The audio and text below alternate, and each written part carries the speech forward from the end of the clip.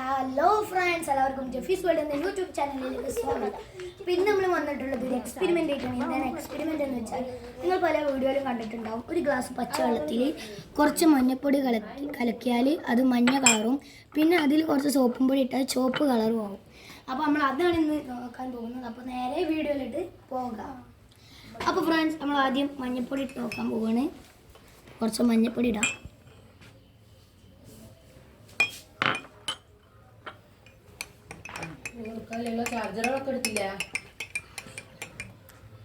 അപ്പം ഇത് മഞ്ഞ കളറായി. അപ്പം ഇനി ഇതിലേക്ക് സോപ്പും കൂടി ഇട്ടാൽ ചുവപ്പ് കളറാവും എന്നാണ് പറയണേ. അപ്പം ഇട്ട് നോക്കാം.